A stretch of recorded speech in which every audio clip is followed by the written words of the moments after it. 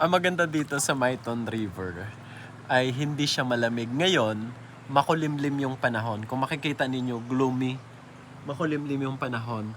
Tapos, kanina pa ako nakalublob dito sa sa tubig, pero hindi pa rin ako linalamig. Meron talaga kasi mga ilog or falls na paglublob ninyo, parang gusto ninyo na agad umahon kasi sobrang lamig. Pero dito sa Maiton River na ito, hindi siya malamig. Kaya kahit magdamag ka dito, safe lang, sobrang ganda.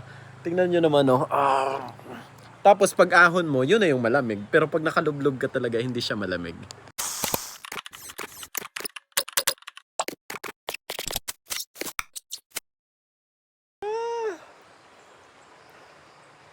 Tingnan nyo guys yung lugar. Oh. Ganda. Rock formation sa likod. Tapos yan, malawak. Tapos bundok. Ayan oh. Grabe. Sobrang ganda. Nakaka-relax.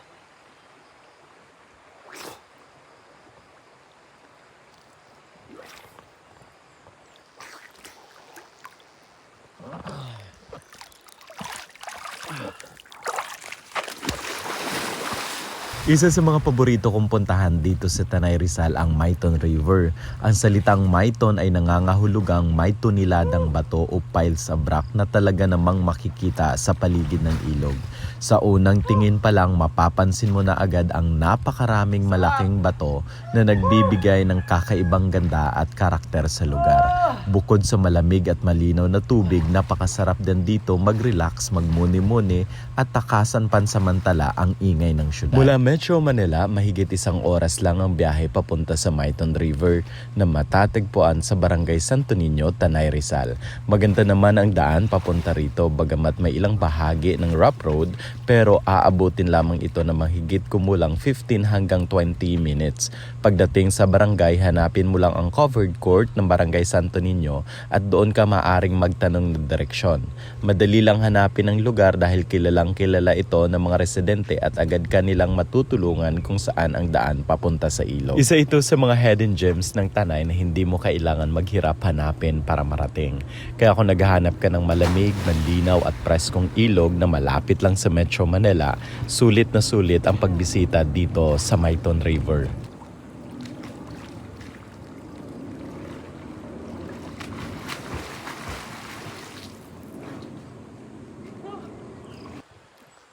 Ang ganda lang dito guys, oh. Kasi sabi ko nga kanina, maligam-gam siya.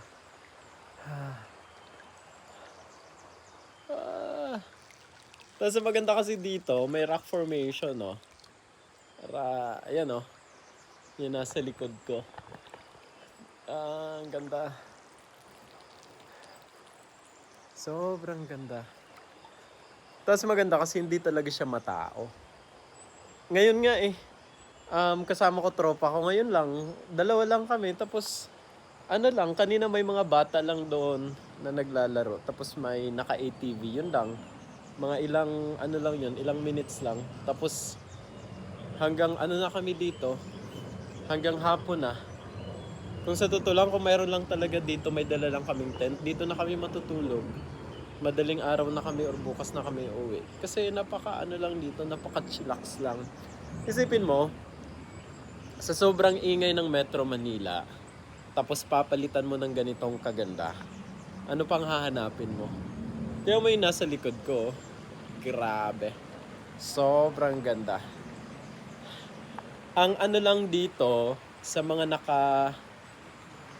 sa tingin ko kaya kahit anong sasakyan.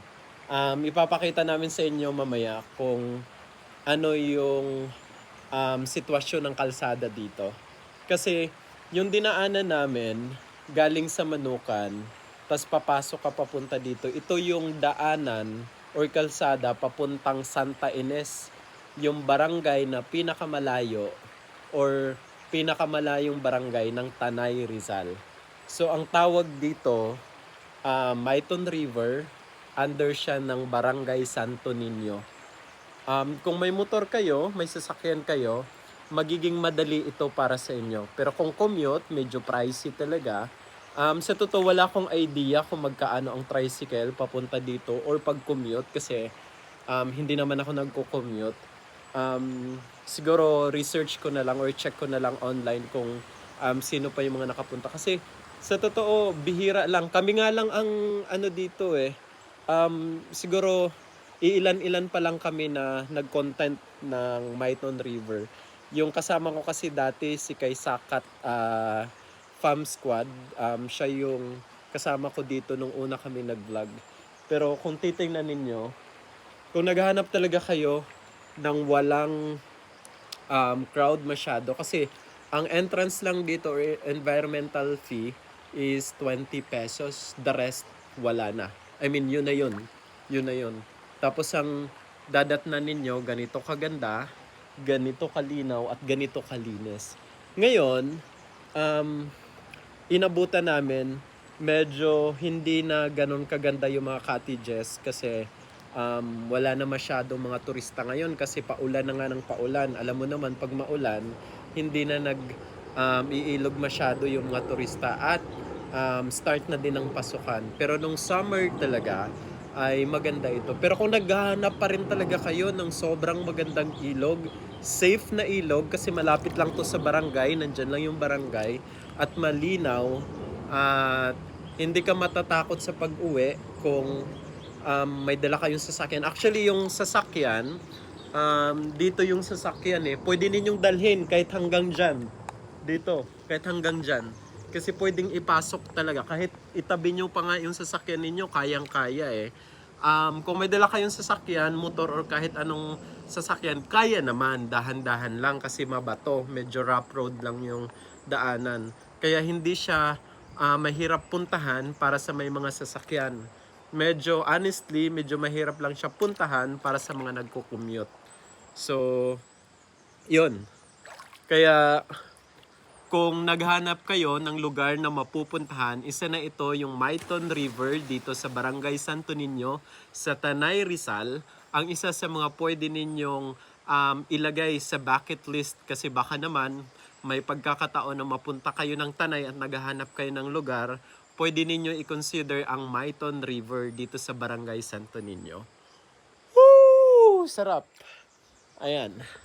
So pauwi na kami kasi alas 4, hindi na namin napansin, alas 4 na pala. At saka paggabi na, pauwi pa kami ng Manila. Pero sulit, ito yung mga ilog na hindi namin pagsisisihan na pinuntahan namin. Sabi ko nga kanina, pangalawang beses ko na ito napuntahan at uulit-ulitin ko ito. Binalikan ko lang ito kasi maraming followers tayo kung papaano nga ba pumunta dito at anong klase ang kalsada na meron dito. Ipapakita namin sa inyo kung anong klaseng kalsada or sitwasyon ng kalsada ang papunta dito sa Maiton River.